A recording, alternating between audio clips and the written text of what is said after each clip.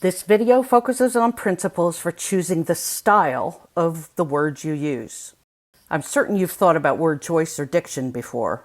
You may not, however, have thought about its importance in professional settings. Language allows us to be highly creative. That can also be an issue when efficiency is the important goal. So what I'm going to do is focus on the impact of word style within a professional context and explain 4 principles for how to choose the best word when you write to workplace readers. We'll consider the style of a policy and procedures document written by the facilities unit of a large public organization. The portion of the document that will be our focus dictates how contractors the organization hires must work for them. As with any message labeled policies and procedures, the primary purpose is to both inform and especially direct readers.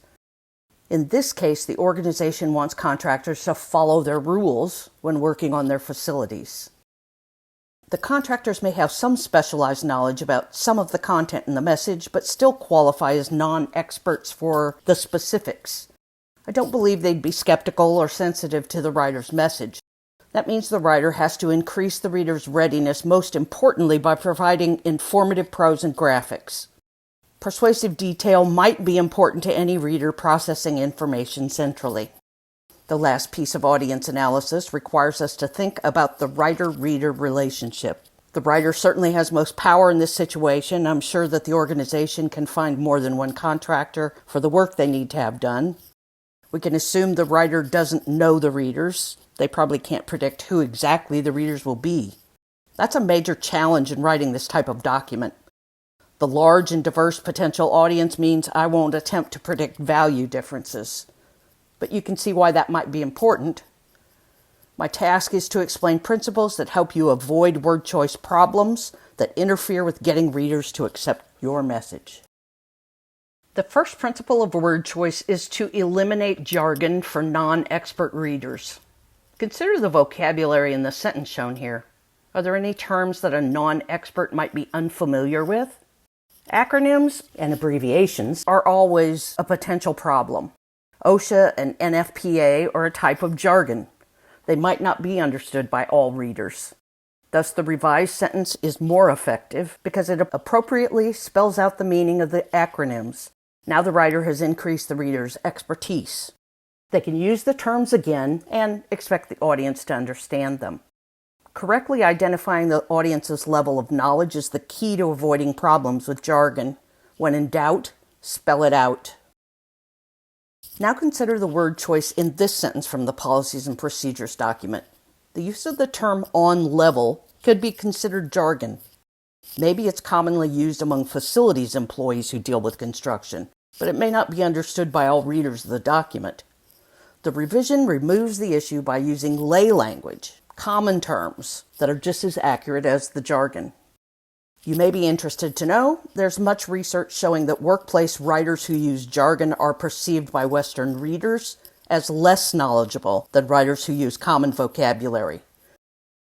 To communicate your expertise, you must either avoid or explain needed jargon with any non-expert audiences. The second style principle for word choice is to eliminate what we'll call elegant variation. This term describes the writer's use of synonyms instead of repeating vocabulary. This is good advice for creative writers or for students writing for humanities teachers. But it's bad advice for experts communicating at work. The revision with repeated wording is truly the best style. Remember, at work, no one reads to be entertained. Readers need information from written messages to do their jobs. Successful experts make sure readers get what they're looking for quickly and accurately. The third principle of word choice is eliminating idioms or slang. In the sample sentence, a slang phrase is added to the end, avoiding any funny business. The revision simply deletes that portion of the sentence because it adds nothing to the meaning. This example has a similar issue, this time with the use of an idiom. Snug as a bug in a rug. That's a phrase that works well in a children's story or a joke, but the revision uses the synonym comfortable to convey the same meaning in lay vocabulary. Idioms and slang are especially problematic for readers for whom English is not their first language, or for those who must translate English into another language. Good writers avoid that problem by choosing vocabulary that is commonplace. The fourth principle of word choice is to use standard English grammar. Consider this sentence. Native English speakers recognize right away something's missing after the verb purchase, even though few of you could accurately diagnose the problem as a selectional restriction. What that means is that the English verb purchase requires a direct object. The revision fixes the issue by adding them as the object of the verb. This version of the sentence from the previous slide also displays a grammar issue that will stop readers in their tracks. The use of it sounds wrong. That's because the pronoun doesn't agree in number with the nouns it refers to. That would be blinds or other window coverings. Because that noun's plural, the pronoun needs to be plural too. The revised version fixes that issue.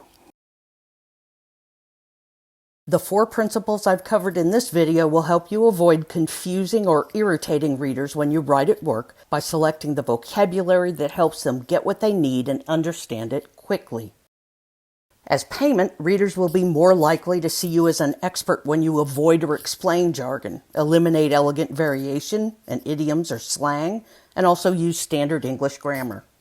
It's not efficient for your readers to stop and pay attention to the individual words you've selected. Careful use of vocabulary is significant when you consider its impact within an entire document written for an audience with low readiness. As I've said before, successful experts do whatever they can to get their message across to readers and achieve their purpose.